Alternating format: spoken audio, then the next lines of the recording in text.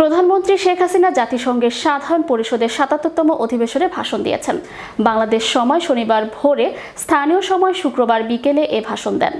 ভাষণে রোহিঙ্গা সংকট সমাধানের পাশাপাশি রাশিয়া ইউক্রেন যুদ্ধ বন্ধের আহ্বান জানিয়েছেন প্রধানমন্ত্রী। বিস্তারিত ডেস্ক রিপোর্টে। An address by Her Excellency Sheikh Hasina, Prime Minister of the People's Republic of Bangladesh.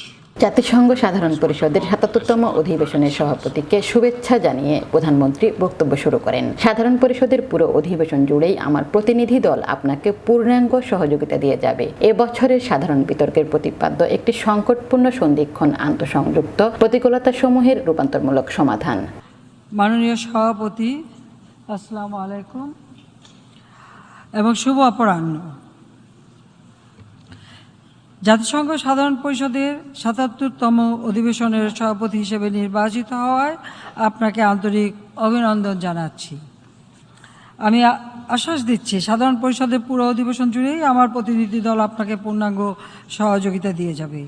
জলবায়ু পরিবর্তন, সহিংসতা ও সংঘাত, করোনা মহামারীর মতো একাধিক জটিল এবং বহুমাত্রিক প্রতিকূলতায় পৃথিবী নামক আমাদের এই গ্রহ আজ জর্জরিত। এবারের প্রতিপাদ্যটি এ সকল প্রতিকূলতা মোকাবেলায় এবং আমাদের অর্থনীতিকে পুনরুজ্জীবিত করে শান্তিপূর্ণ ও টেকসই পৃথিবী গড়ে তোলার উপায় খুঁজে বের করার জন্য সকলের ঐক্যবদ্ধ আকাঙ্ক্ষার প্রতি আহ্বান জানান। আর এই লক্ষ্য অর্জনের জন্য আমাদের এখনই সমন্বিত উদ্যোগ নিতে হবে। গত ২.৫ বছরেরও বেশি সময় ধরে করোনা ভাইরাসের মহামারীর মারাত্মক প্রভাব বিশ্ব যখন সামলে উঠতে শুরু করেছে, তখনই রাশিয়া ইউক্রেন সংঘাত বিশ্বকে নতুন করে খাদ্য নিরাপত্তাহীনতা, জ্বালানি এবং অর্থনৈতিক অনিশ্চয়তার দিকে ঠেলে দিয়েছে। টেকসই উন্নয়ন লক্ষ্যমাত্রা অর্জনের ক্ষেত্রে সহায়তা প্রার্থী ঝুঁকিপূর্ণ দেশগুলো এখন আরও প্রতিকূলতার মুখে পড়েছে। বর্তমানে আমরা এমন একটি সংকটময় সময় অতিক্রম করেছি যখন অতীতের যে কোনো সময়ের চেয়ে অধিক পারস্পরিক সংহতি প্রদর্শন করা আবশ্যক।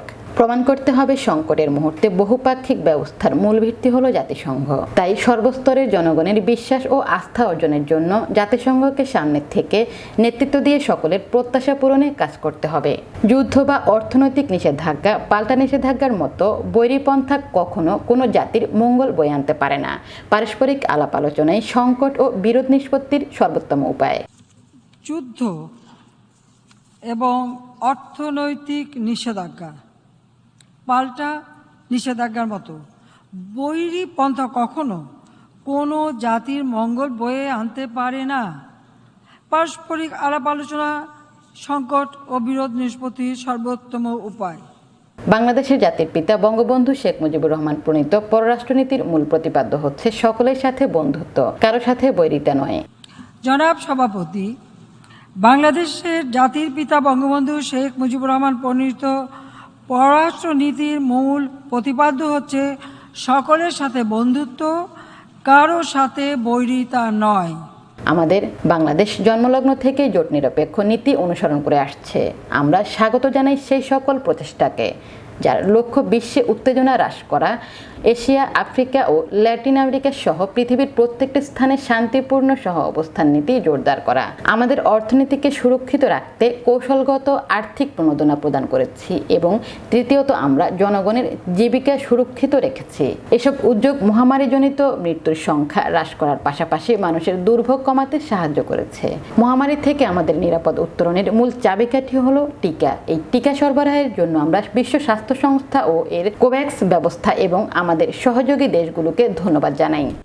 মহামারী থেকে আমাদের নিরাপদ উত্তরণের মূল চাবিকাঠি হলো টিকা। এই টিকা সরবরাহের জন্য আমরা বিশ্ব স্বাস্থ্য সংস্থা এবং কোভ্যাক্স ব্যবস্থা এবং আমাদের বন্ধুপ্রতিম সহযোগী দেশগুলোকে আন্তরিক ধন্যবাদ জানাই।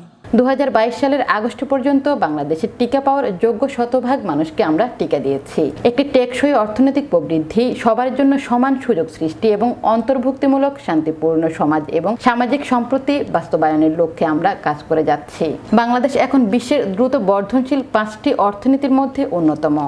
আসুন সবাই একসঙ্গে হাতে হাত মিলিয়ে একটি উত্তম ভবিষ্যৎ তৈরির পথে এগিয়ে যাই। সঞ্জিদা সুলতানা, বিশ্ব বাংলা নিউজ 24।